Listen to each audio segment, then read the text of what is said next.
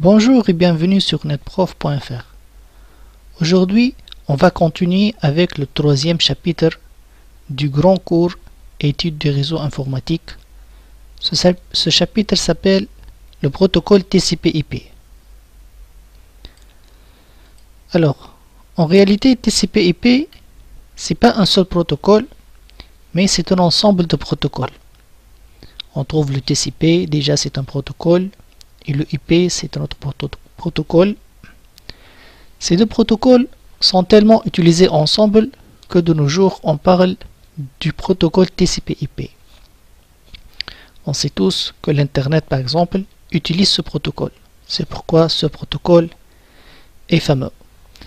Alors, comme j'ai bien dit, TCP/IP, c'est un ensemble de protocoles qui va nous permettre de définir une forme d'adressage, c'est-à-dire attribuer ce qu'on va appeler une adresse IP à n'importe quelle machine qui utilise ce protocole. Et on va voir comment écrire cette adresse IP. TCP/IP aussi nous permet de définir une théorie de routage. Alors c'est quoi le routage? Le routage, c'est comment acheminer un paquet de la source à la destination. Donc il y a tout un ensemble de règles à suivre, ce qu'on va appeler le routage, pour qu'un paquet arrive à la destination. Et aussi des méthodes du contrôle et du bon transport, c'est-à-dire pour assurer que les données sont arrivées à la destination sans erreur, par exemple, sans duplication et sans perte. Donc TCP/IP, c'est tout un ensemble de protocoles. On trouve le TCP, le IP, le UDP, le ICMP et d'autres protocoles comme le RIP, comme le SPF. Donc il y a beaucoup de protocoles qui fonctionnent ensemble. On va voir comment ces protocoles fonctionnent ensemble en étudiant l'architecture du TCP/IP. Le modèle TCP/IP est basé sur 4 couches. Une couche application, là où on trouve l'application elle-même, par exemple un serveur web, d'accord? Donc n'importe quelle application qui utilise le TCP/IP, elle doit être n'importe quelle application qui utilise le TCP/IP, elle doit être fidèle à ce modèle. C'est-à-dire, il y aura une couche, ce qu'on va appeler une couche application, qui s'intéresse seulement aux données applicatives. D'accord? Alors, cette couche application, une fois qu'elle a traité et formé le message, elle va envoyer ce message à une autre couche, qu'on va appeler la couche transport. Et cette couche va assurer le bon passage du message d'une façon fiable, sans perte d'erreur, d'accord, sans duplication. Une fois la couche transport a fait son travail, elle va envoyer le paquet à la couche internet. Alors quand j'ai dit couche, c'est une couche software, c'est du logiciel, d'accord? C'est comme si on parle de fonction dans le langage logarithmique. Donc chaque couche, c'est une fonction qui va faire un traitement sur le message, et puis elle va envoyer le message à la couche au-dessous, si le message va partir sur le réseau, ou bien sûr au-dessus si on vient de recevoir le message. La couche internet, elle va faire essentiellement deux fonctions, la fonction de routage et la fonction d'adressage.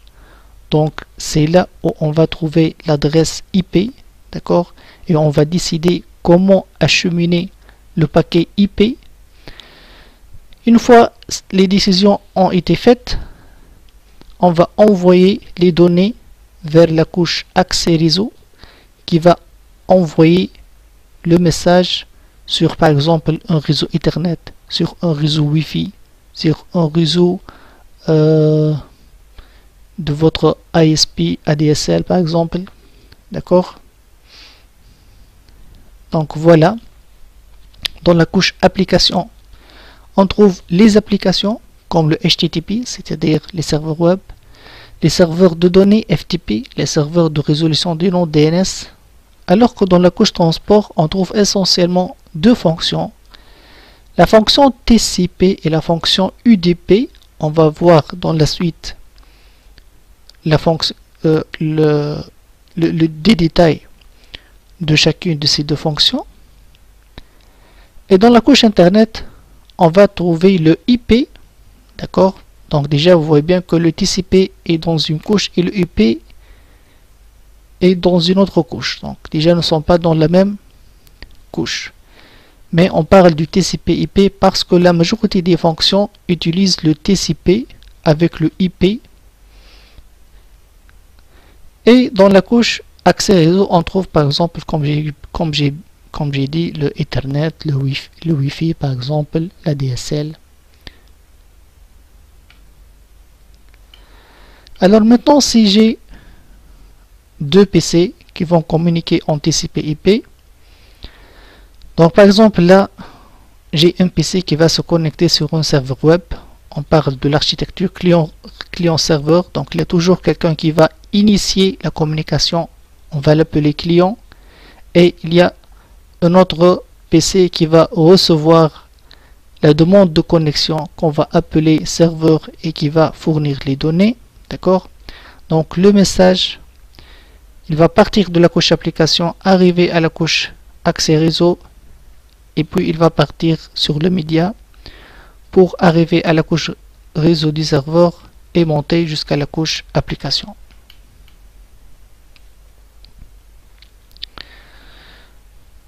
Alors voyons maintenant, on est là dans la couche application. Par exemple, je vais demander une connexion au site qui s'appelle monsiteweb.com.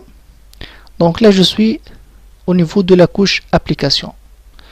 Donc la couche application va écrire la demande avec les en-têtes que l'autre couche application est capable de comprendre.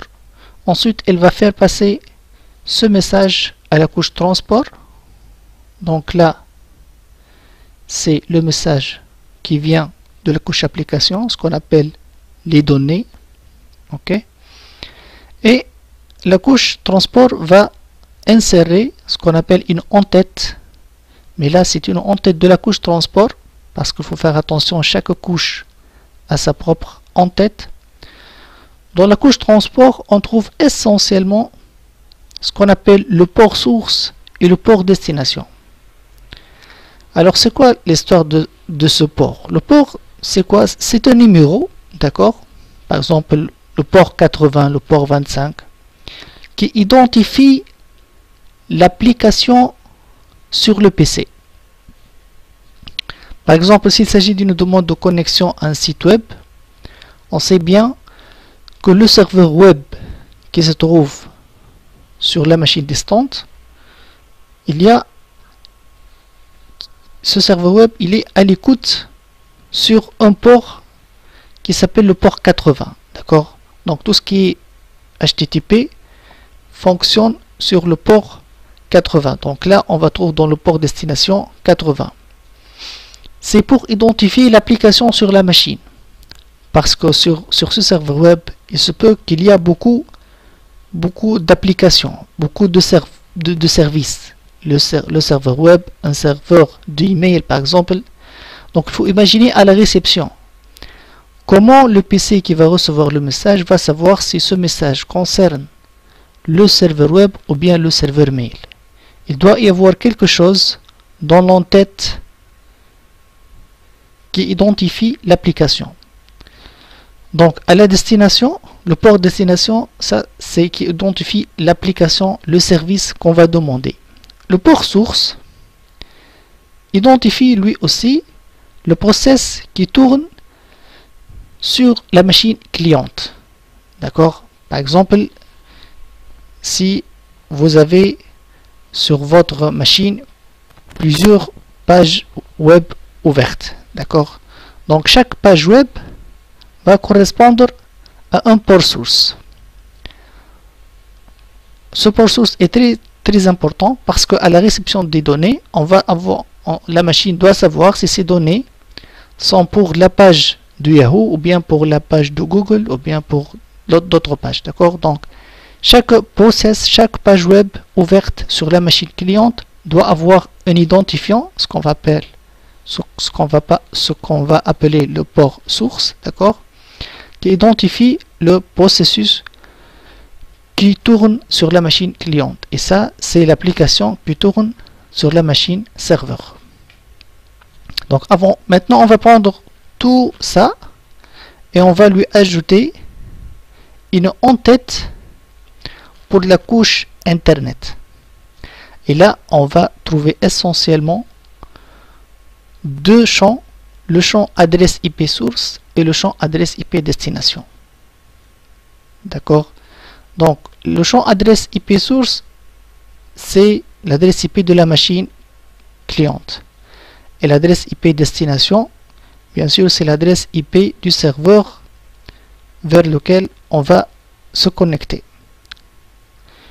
Alors, ça c'est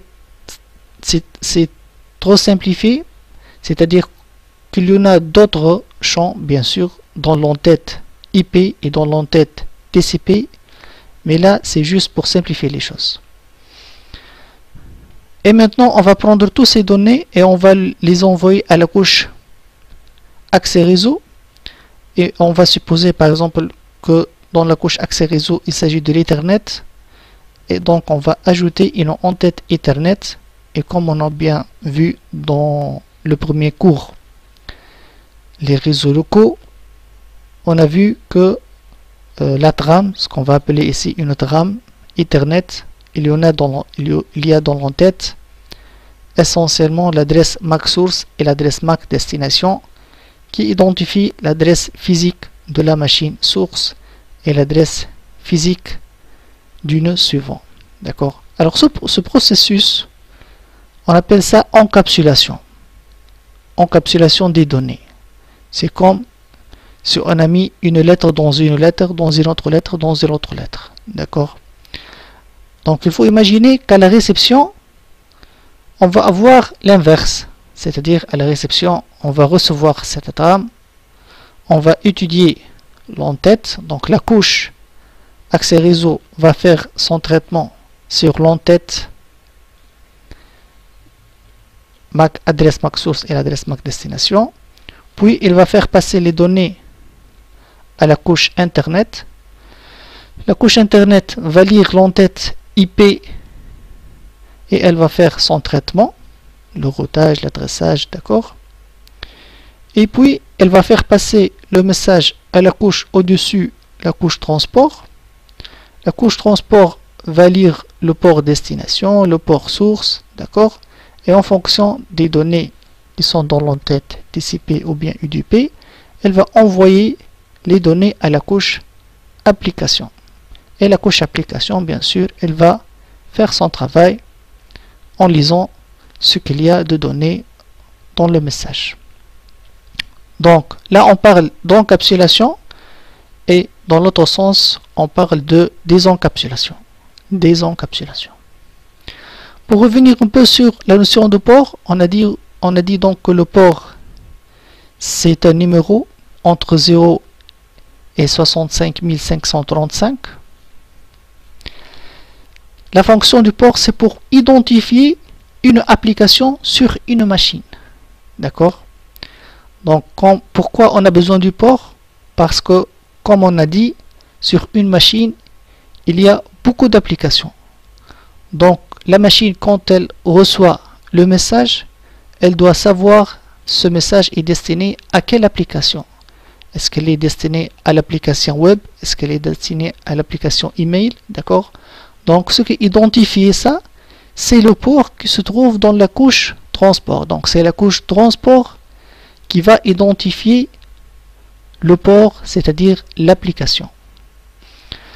Alors, il y a ce qu'on appelle les applications standards, comme le HTTP qui est le web, le SMTP comme l'email qui est l'email, d'accord.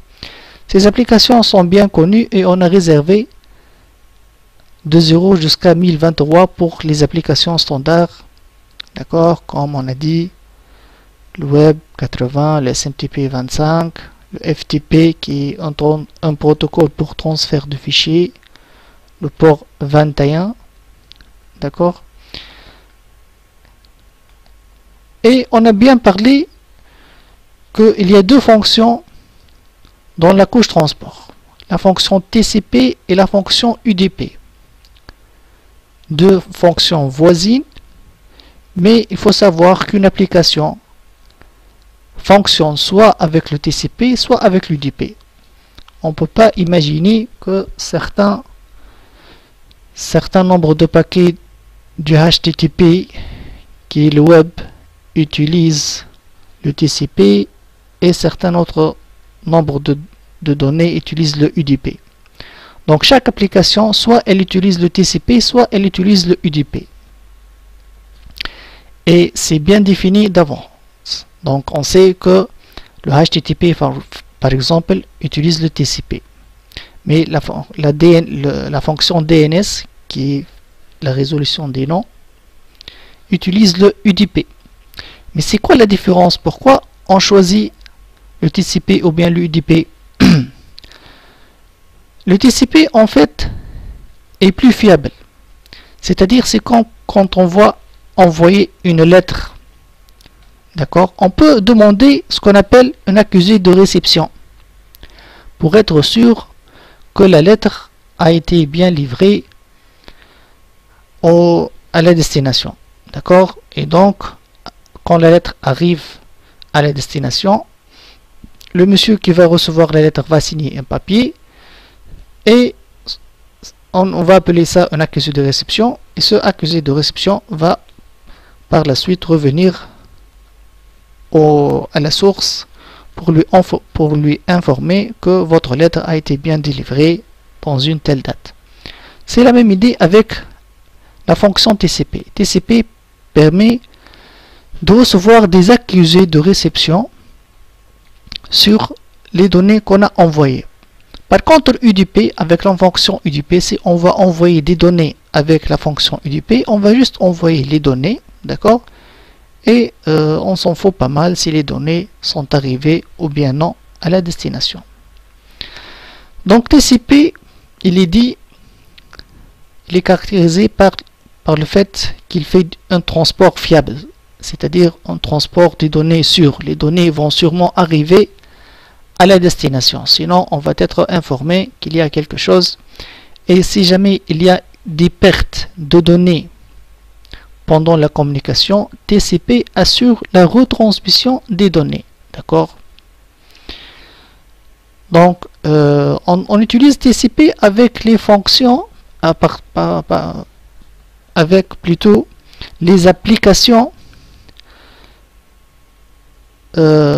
C'est généralement quand le serveur est assez loin de la source. Par exemple, maintenant, si on va naviguer sur Internet, on va se connecter à un serveur web qui se trouve aux États-Unis, par exemple. Et par exemple, moi, ici, je suis à Qatar. Donc, vous imaginez le nombre de routeurs que je vais passer pour arriver au serveur.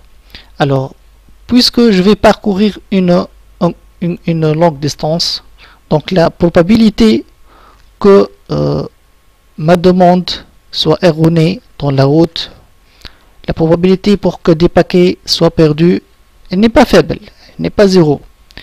Pour cela, il faut utiliser la fonction TCP qui permet de corriger ce genre de problème. Par contre, si je vais faire une résolution DNS, le serveur DNS se trouve généralement soit dans mon réseau local, soit dans le réseau de mon fournisseur de services qui est à un pas de mon PC, à un routeur près. D'accord? Donc là, la fonction DNS peut utiliser le UDP parce que la probabilité de perte des données est quasiment nul. D'accord? Donc le UDP, c'est un transport non fiable, mais il est utilisé avec les applications légères, là où la destination est assez proche de moi. Et il est aussi avec certains nombres d'applications, par exemple les applications de transport du voie, maintenant sur Internet, utilisent le UDP. Pourquoi? Parce que l'entête du UDP est assez courte par opposition à l'entête du TCP. D'accord? Donc si on va utiliser le TCP, il va ajouter beaucoup de données à la voie, ce qui va introduire une lenteur. D'accord? Et la voie est une application sensible, donc c'est pourquoi on utilise le UDP. Autre caractéristique du TCP, c'est qu'il fait de la gestion des connexions. C'est-à-dire que la fonction TCP, avant d'envoyer les données, elle doit s'assurer que le serveur il est à l'écoute et qu'il est prêt à recevoir des données. Donc TCP, elle ouvre une session avec le serveur, elle fait une demande de connexion sur le serveur.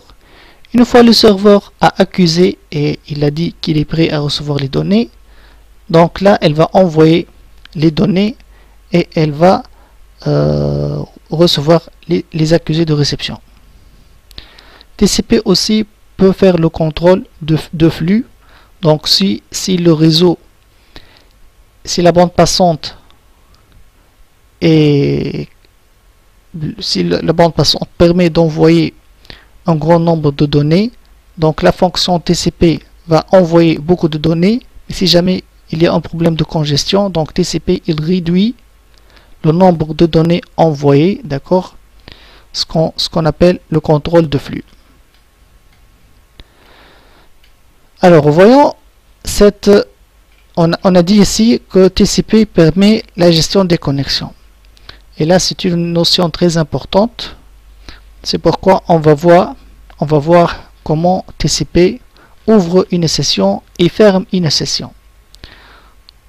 Donc, supposons qu'on a un client et un serveur qui vont utiliser TCP, par exemple une connexion web. Donc, le client, il va envoyer une demande de connexion, ce qu'on appelle le message 5 comme synchronisation.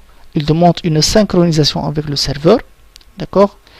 Et il va envoyer un numéro, d'accord? Avec ce numéro, ils vont contrôler les données échangées pour s'assurer qu'il n'y a pas de perte. Comment ça? Alors, le client va envoyer une demande de synchronisation. Donc ça, on voit ça dans l'entête du TCP. Donc c'est un bit qui est positionné à 1 dans l'entête du TCP pour dire que je demande une synchronisation avec la valeur 10. Le serveur, il va accuser cette demande en lui envoyant 11. C'est-à-dire, d'accord, j'ai reçu le numéro 10, envoyez-moi maintenant le numéro 11. Et il va aussi demander une synchronisation avec le client en lui envoyant le numéro 100. C'est-à-dire que à partir maintenant les données que je vais envoyer vers le client vont être numérotées à partir du 100. Le client, il va acquitter avec le numéro 101, c'est-à-dire j'ai bien reçu le numéro 100, maintenant j'attends de toi le numéro 101. Une fois ces trois messages ont été échangés entre le client et le serveur, on va dire que la connexion a été établie et c'est maintenant qu'on peut échanger des données. Donc là, ce sont des messages de contrôle, ce ne sont pas des messages de données, il n'y a pas de data ici. Une fois la connexion a été ouverte ou bien établie, donc le serveur va transférer des données, d'accord, et bien sûr le client va acquitter. Alors là, pourquoi 102? Pour dire d'accord, j'ai reçu 101, envoyez-moi maintenant 102. D'accord? Transfert des données, acquittement du 103. C'est-à-dire, envoyez-moi maintenant les données numéro 103. Ainsi de suite. Et à la fin, le client va demander une fermeture de la session. Le serveur va acquitter et il va demander lui aussi une fermeture de la connexion.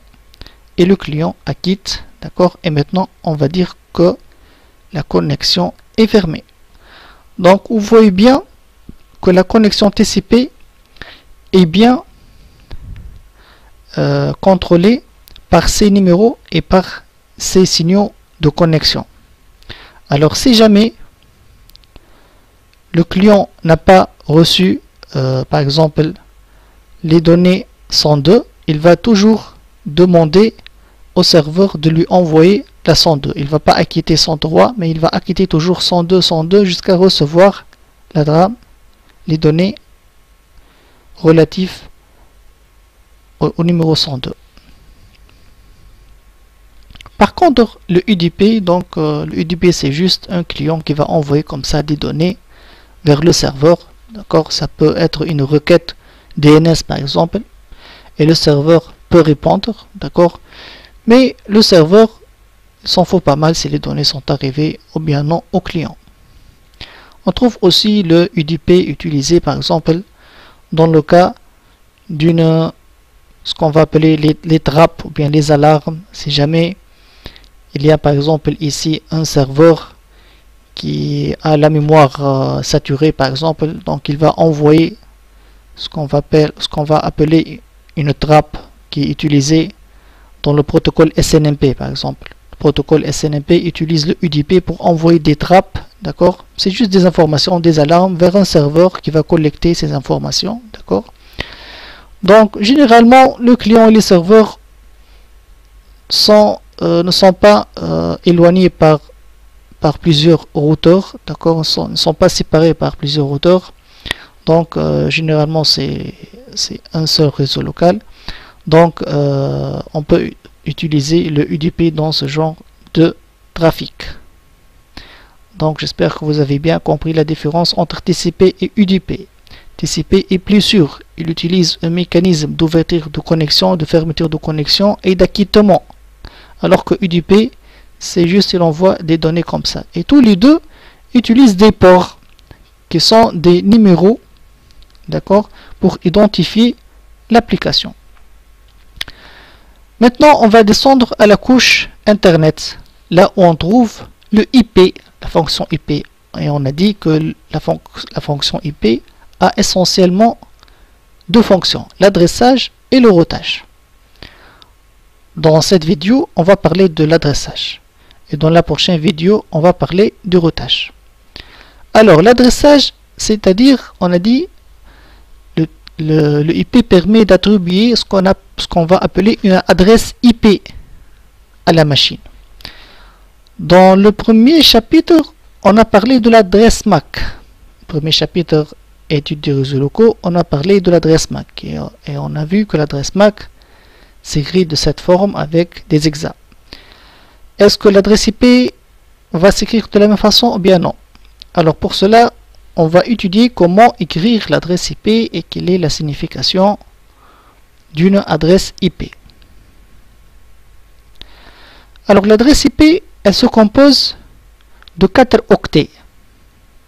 C'est quoi l'octet? L'octet, c'est 8 bits. D'accord? Donc on a 8 bits. Point, 8 bits, point, 8 bits, point. Donc 4 octets séparés par 3 points. Le bit, bien sûr, vous connaissez tous le bit, c'est soit 0, soit 1. La représentation binaire des nombres. D'accord? Alors, la valeur minimale d'une adresse IP, c'est bien sûr quand tous les bits sont à 0. La conversion en décimale va donner 0, 0, 0. 4 fois 0. Et la valeur max d'une adresse IP, c'est quand tous les bits sont à 1. La conversion du binaire au décimal va donner 255, 255, 255, 255. Donc déjà, une adresse IP ne peut pas être par exemple 726 parce que la valeur max c'est 255. D'accord? Attention à cette faute classique. La conversion du binaire au décimal, vous savez tous qu'on peut la faire avec la calculatrice de Windows. D'accord? Donc il suffit d'avoir la calculatrice de Windows avec l'affichage scientifique. D'accord? Alors on va écrire par exemple un octet là où les 8 bits sont à 1 et la conversion, non, là j'écris en décimal, il faut se mettre en binaire, pardon. Alors 1, 2, 3, 4, 5, 6, 7, 8 et la conversion en décimale va donner 255, quand vous voyez bien ça. D'accord? Ça c'est un exemple d'une adresse IP. Donc là c'est juste des bits, soit des 0, soit 1, 4 bits séparés par tour à point. La conversion en décimale, il suffit d'utiliser la calculatrice scientifique de Windows et elle va vous donner cette adresse IP 172.16.50.10. Ça c'est un exemple d'une adresse IP. Donc ça ne s'écrit pas de la même façon qu'une adresse MAC.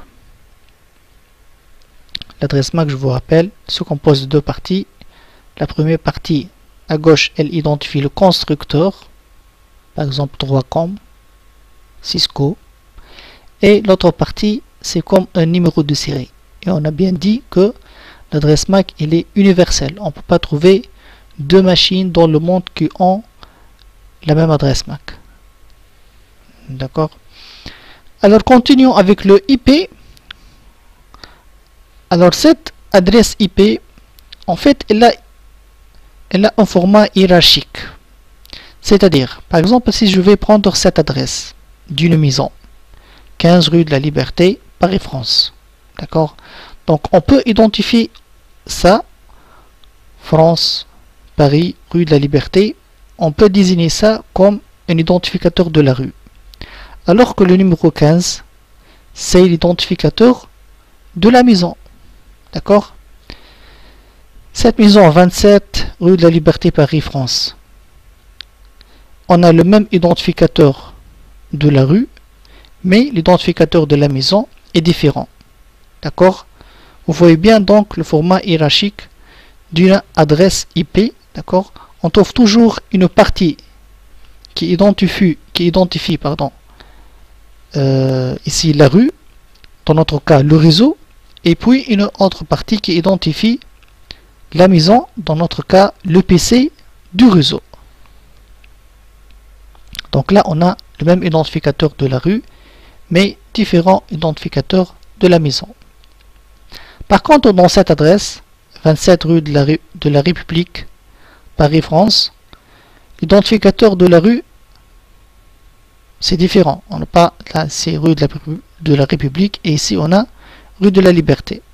Donc différents identificateurs de la rue, et bien sûr, c'est pas la même maison. Il ne s'agit pas de la même maison.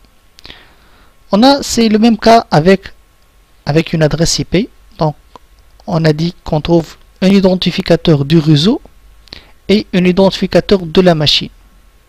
Comme dans une rue, on peut trouver plusieurs maisons, dans un réseau, on peut trouver plusieurs machines. Alors maintenant, supposons qu'on a une entreprise avec ici le site central et ici deux sites distants.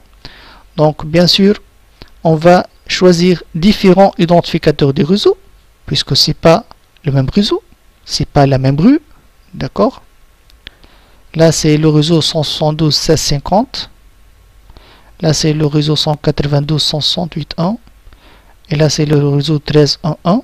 Donc c'est normal de ne pas avoir le même identificateur du réseau, puisque c'est pas le même réseau. Ça c'est le réseau du site central, et ça c'est le réseau de ce site distant. Et dans chaque réseau, on va trouver plusieurs machines. D'accord?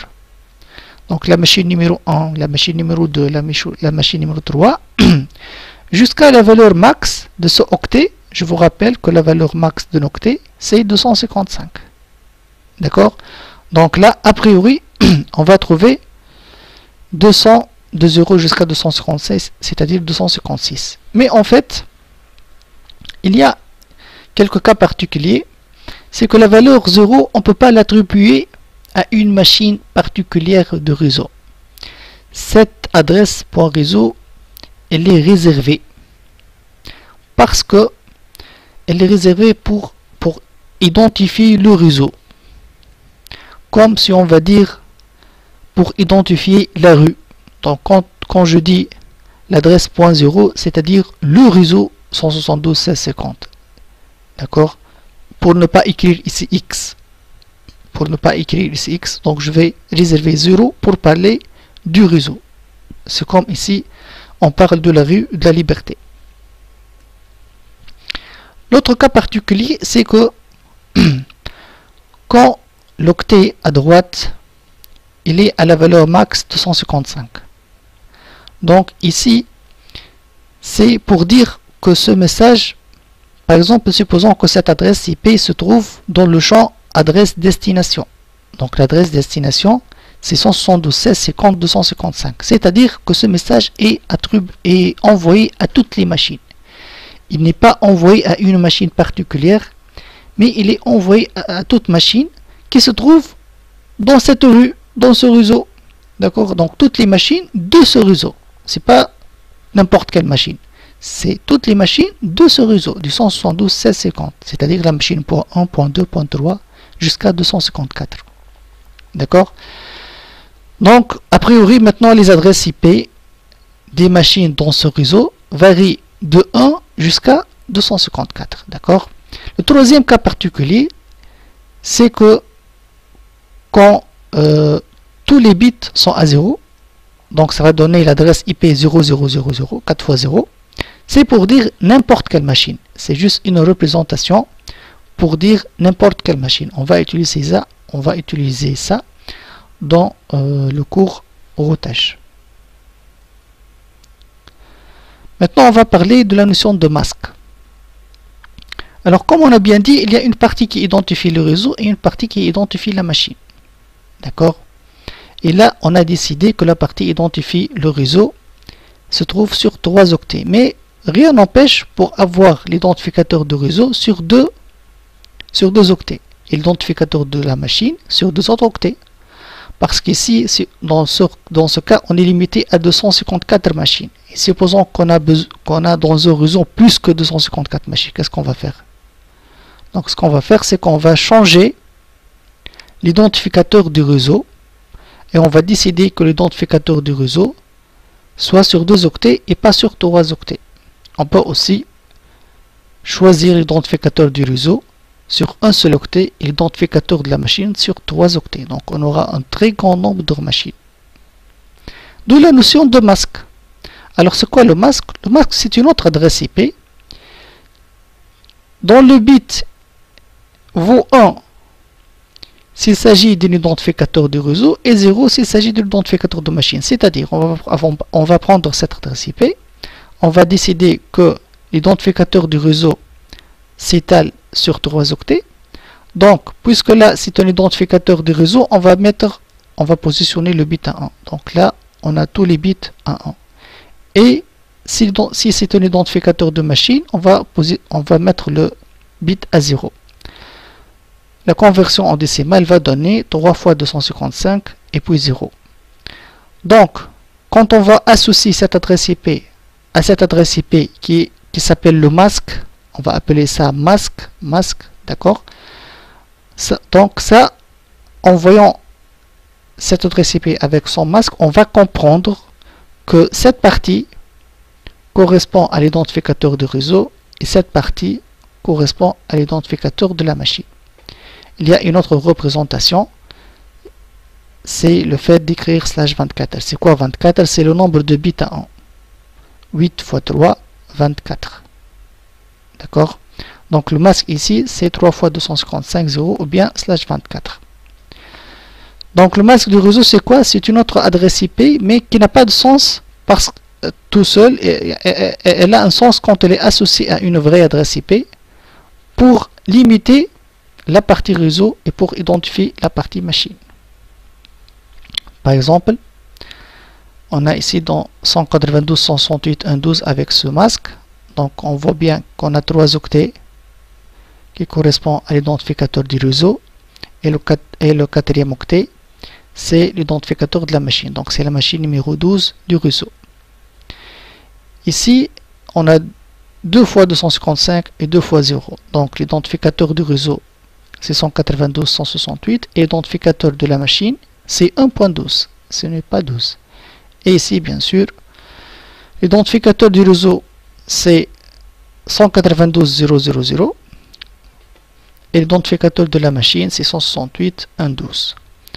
Donc vous voyez bien ici qu'au lieu d'écrire X, on a écrit 0 parce qu'on a bien dit que là, quand on veut parler d'un réseau, on va mettre la partie machine à 0. C'est une représentation, d'accord, c'est un cas particulier de l'adresse IP. Donc ça c'est pas une adresse IP, c'est pour parler du réseau. Ça c'est le réseau 192.168.1.0, d'accord. Et là bien sûr la partie machine s'étale sur 2 octets, donc on va mettre 2 0, et ici l'identificateur de la machine il est sur 3 octets, donc on va mettre les 3 octets à 0, comme on a bien parlé de ça ici, d'accord. On a parlé ici que l'identificateur de la machine il est à 0 pour parler de l'adresse du réseau.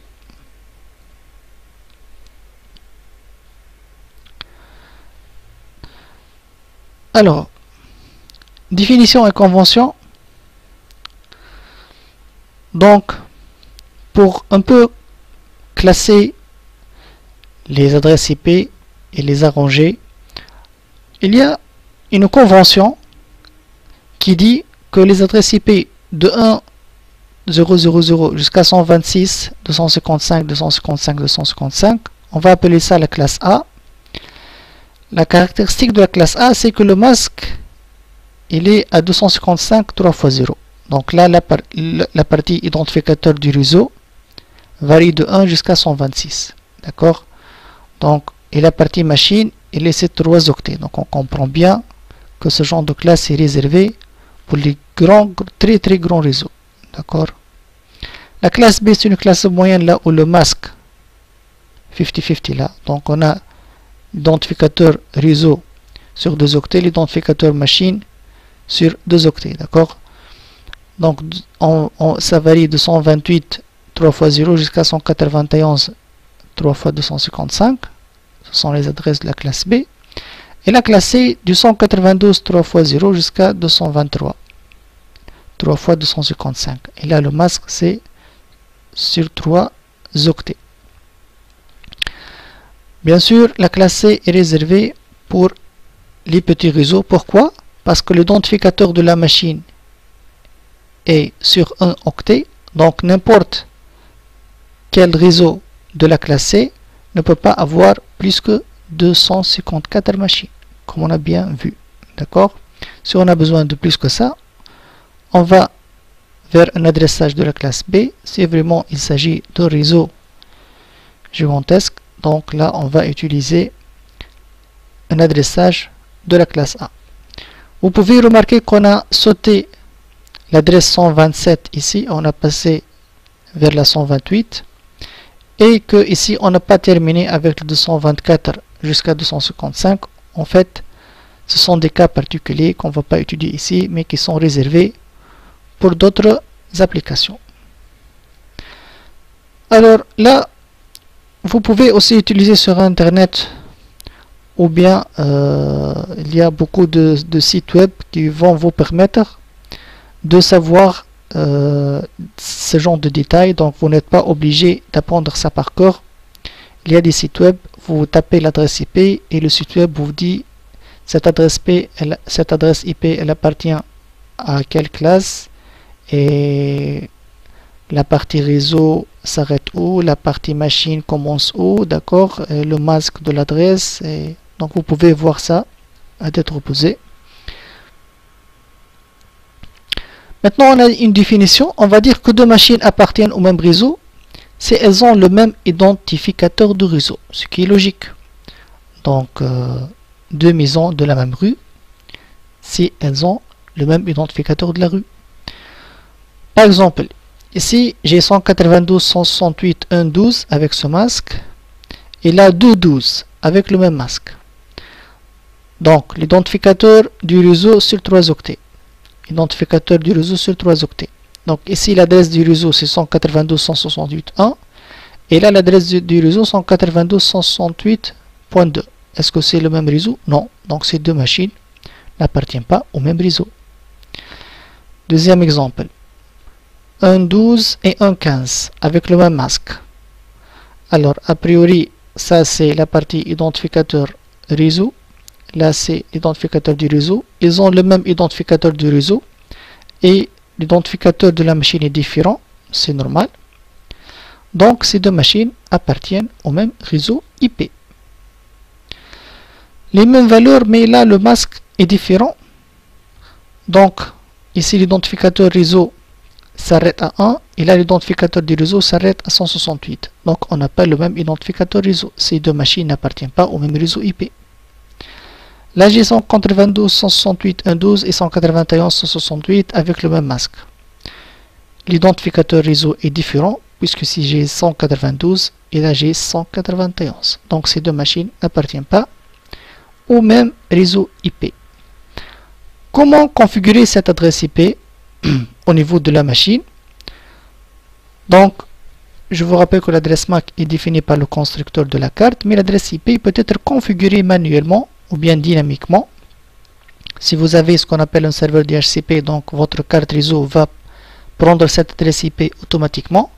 Mais vous pouvez aussi configurer cette adresse IP et la définir manuellement au niveau de votre carte réseau. Donc il suffit de faire un double clic sur votre carte réseau. Vous allez vers propriétés et là vous allez trouver Internet protocole TCP/IP. Vous cliquez sur propriétés.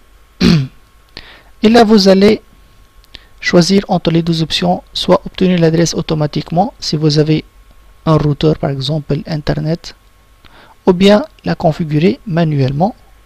Donc c'est simple, il suffit de faire un double clic. Voilà. Et vous allez vers propriétés.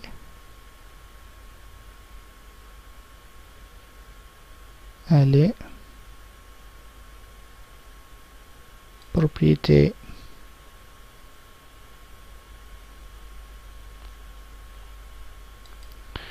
En tout cas, voilà enfin.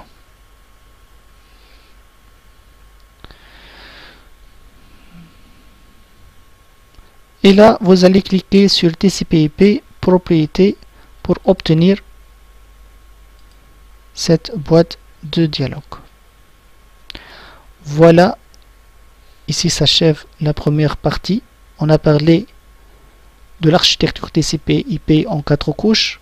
On a parlé du TCP qui est fiable, qui fait une connexion, qui fait une demande de connexion avant d'envoyer les données, qui ferme la connexion après avoir envoyé les données. On a parlé du IDP, voisin du TCP, qui ne fait pas tous ces contrôles, juste il envoie les données comme ça. On a parlé de la notion de port qui identifie le service ou bien l'application sur une machine. On a parlé des ports, les ports standards comme le port 80 qui est identificateur du web, le port 25 qui est l'identificateur du mail. Par contre, le port source, c'est un port aléatoire. Le port source, il identifie un client, identifie un navigateur par exemple, d'accord? Donc ça doit être un port aléatoire qui est supérieur à 1024 parce que les valeurs inférieures à 1024 sont des valeurs attribuées pour les applications standards. Et on a parlé de l'adresse IP, on a compris comment écrire une adresse IP et comment savoir si deux machines appartiennent au même réseau IP. Dans la prochaine vidéo, on va parler du routage. Voilà, merci pour votre attention et au revoir.